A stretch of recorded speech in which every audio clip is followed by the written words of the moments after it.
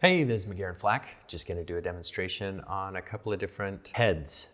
So I'll work on a front of the head and then the profile of the head. We'll go over proportions, measurements, slopes, angle changes. Now, those just simple proportions, kind of helps you be able to draw it from your head. That's basically what I'm going to be doing. And it'll make things a little bit easier when you try to approach it or drawing somebody else's portrait. So let's get into it.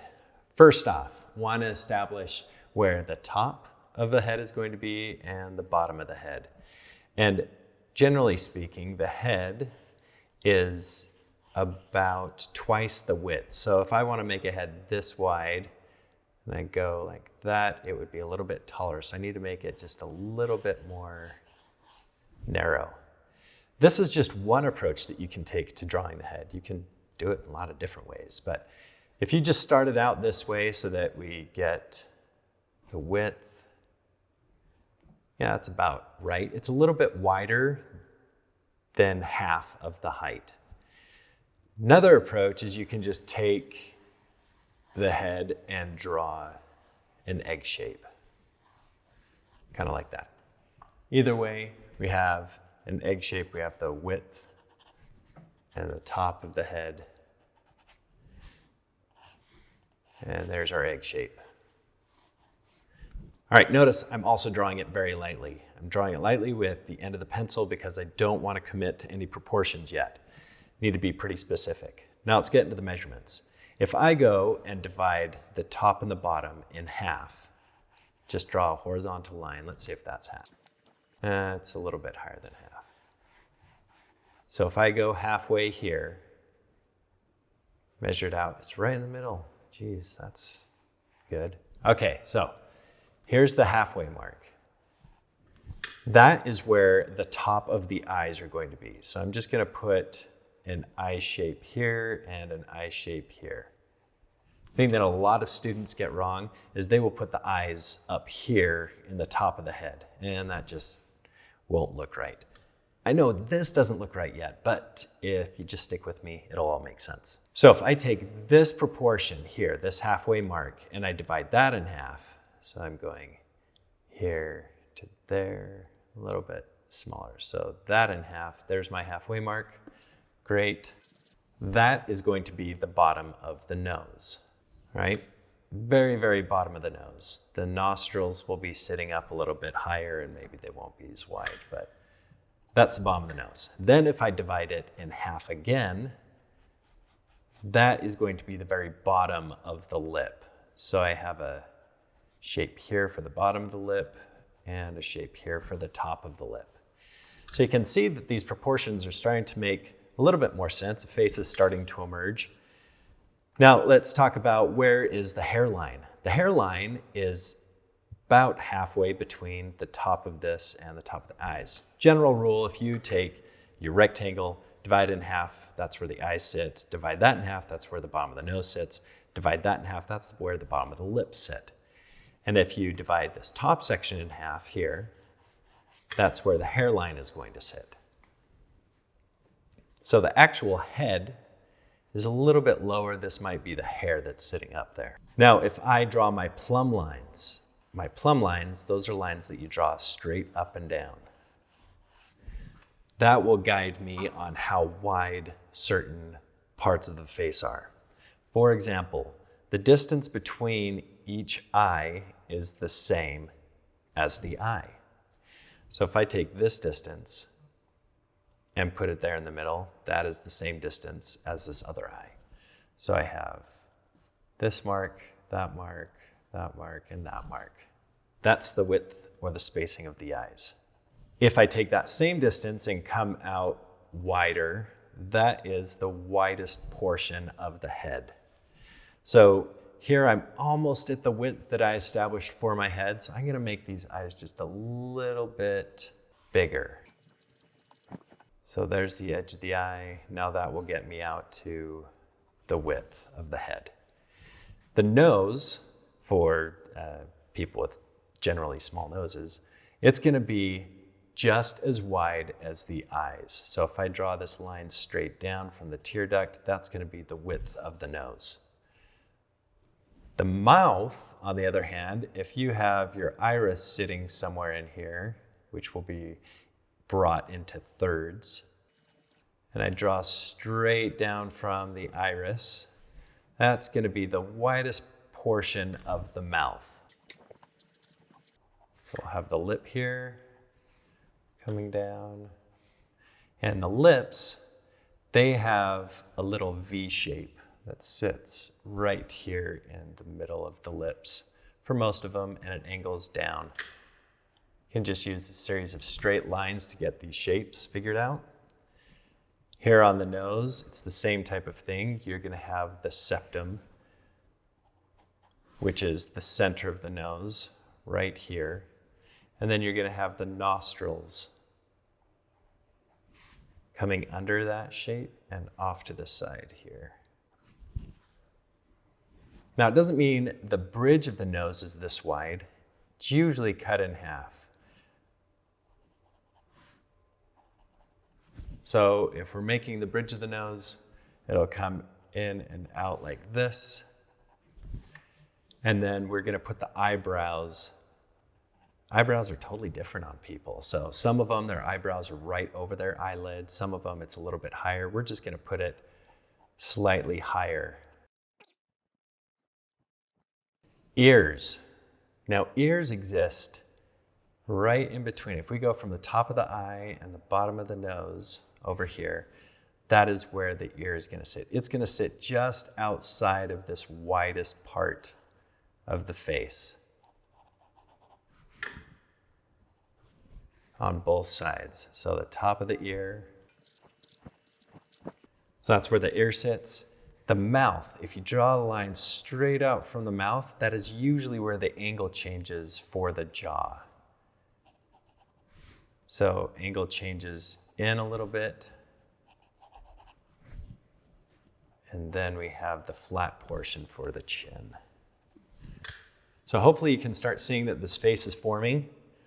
Over onto the side, we have sideburns that could come down if you want to have sideburns. So it comes up, and the widest part of the head is right here. It's at the temporal bone, and then it tapers in. But if you have hair, that's going to be changing.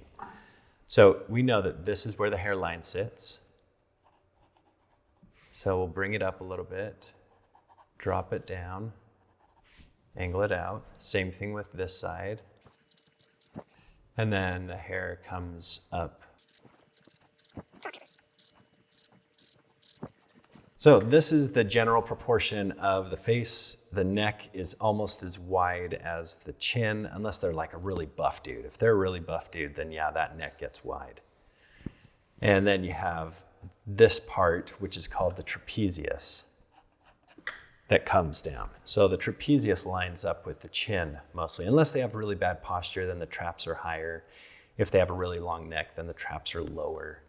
Okay. Beyond that, we can move over to the next one, but I'm just going to spend a minute here refining shapes.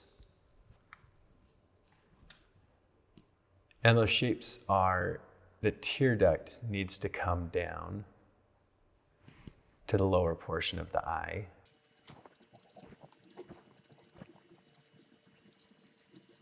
And then we have the eyelid that is going to sit a little bit above the eye. And then we have the eyebrow, which I'm just going to block in and keep kind of thin. Notice that the eyebrow lines up with the eye. Some people, it comes in a little bit further. Some people, it goes right above the eye. I'll bring it in just a little bit more. And then we have the cheekbones. Cheekbones come under here, about midway where the ear is located, and comes down for a more chiseled look for the male face.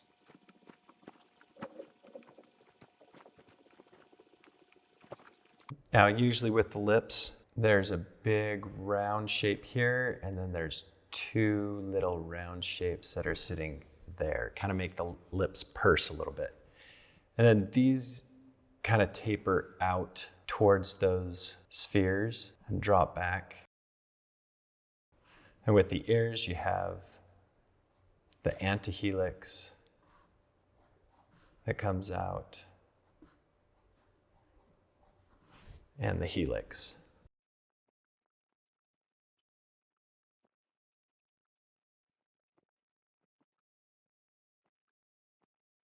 All right, they're the general proportions of the face on the front. Now let's go for the profile. Okay, for the profile, it really is just a box. So I'll go the same height here and bottom part of the head, and then you have this. It's generally a nice big square.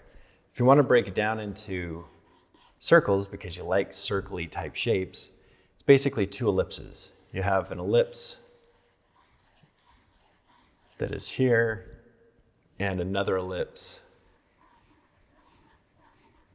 that is here. This is the skull, the back part of the skull, and then this is the jaw. Now, for slopes, very important on a profile to get your slopes correct. The vertical proportions are going to stay the same on a profile as it is for the front. So if we take the top and the bottom, we cut it in half, that's where the eye is going to sit. Top of the eye, you cut it in half again. That's where the nose is going to sit. Cut it off again, and that's where the lips are going to sit. So those are my verticals. They're all the same. Same thing with the hairline. Now we just need to get our slopes correct. Generally speaking, and it depends on which race or person you're looking at, because faces have different slopes. Some of them, the jaw comes forward. Some of them, the jaw comes back. Some of them are just completely vertical. What I tend to do when I'm just drawing from my mind's eye is I'll have it come out like this and then back like that. So the part that sticks out the most is going to be the nose. And since we know that this is the bottom of the nose, we're just going to take a little triangle and put it on the top there, out towards the front. That will give me where my nose is. Then I know that the eye is sitting here. So I'm putting the eye behind the nose, and it's just kind of parallel with that bottom angle of the nose. You can see that line to that line, pretty parallel with each other. Then we get into the lips. And I'm just going to do this with simple triangles. So that's where the lips are going to be sitting. They're almost directly under the eye. You can see that right there. Isn't that awesome? All right. Now, if I take the width, if I go from the front of the face, which is right here, and I divide it into fourths. So there are my fourths. And I go from the back fourth here. That is where the back of the ear is going to be sitting. And remember, we know that the ear is sitting right at the eye and the bottom of the nose, so we know that that's where the ear is sitting, but it is that far back, almost out of this complete square. That's pretty far back. So we take the ear like this, and a lot of times it has a slope to it. It's not just like straight up and down. Okay, so there's the proportion of the ear. Then we have the hair that's going to come down, and it does a little shape kind of like this. Okay, the neck comes further back from the ear. If you just take this ear part, the neck sits further back from the ear, and then also about the halfway point, just a little bit more forward, is where the front of the neck is going to be. So it's going to be kind of like that. And we know that this is the bottom of the chin, and it needs to sit further back than the mouth, but it angles up here. And then that angle change on the lips, or the bottom of the lip, is where we're going to see another change. So it comes up and it doesn't go past the ear. The jaw doesn't go back past the ear. It goes up to the ear. All right. Now to get back into this stuff, the brow. When we're looking from the angle of the nose, it comes out for a brow. Most men will have this. A lot of females do not have this. And then it comes up. You have the hairline that sticks out a little bit further. From there, and then the eye is like a nice little triangle. It angles back like that. And then you have the eyebrow. It usually comes forward to about the portion of the brow and then drops down.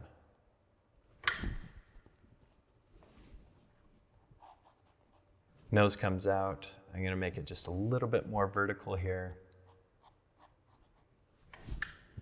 The nair, or the nose portion, comes out here, and usually it's about the same distance of the tear duct coming down for the nose, but it depends on the person. So here's the septum that comes down, and it comes to the top of the lip, which will angle back. And then the bottom of the lip comes out like this. And then under the bottom of the lip, it angles back, comes down, and angles back again. So now you can see with these nice sharp angles, the proportion of the face from the side view. There's the nose. Here are the lips, nice little triangle shape here, triangle shape here. The eye is also a bunch of triangles, comes to the nose, up to the brow, the hair, much like that. All right, and then you have for the ear, you have this antihelix shape. It curves under, down into the lobe. Those are the simple shapes. All right, that's basically how you draw a profile and front view of the head, the general proportions, slopes, angle changes. Make sure that when you're copying a drawing, that you use your plumb line and see where the eye sits in relationship to the lips. Because it's the number one thing that a lot of students get wrong is they will just randomly draw the lips and they'll be back here, or they'll be way out in the front. So make sure you're drawing those plumb lines to see where everything sits in relationship to other parts of the face. All right, I hope this was self-explanatory, some good information. If not, I don't know what else to tell you. But if you have questions, please put them down below. If you want to make these a nice finished drawing, I would not recommend having these nice straight lines. I'd recommend drawing them nice and smooth, curving the forms so that they look more organic. All right, have a great day.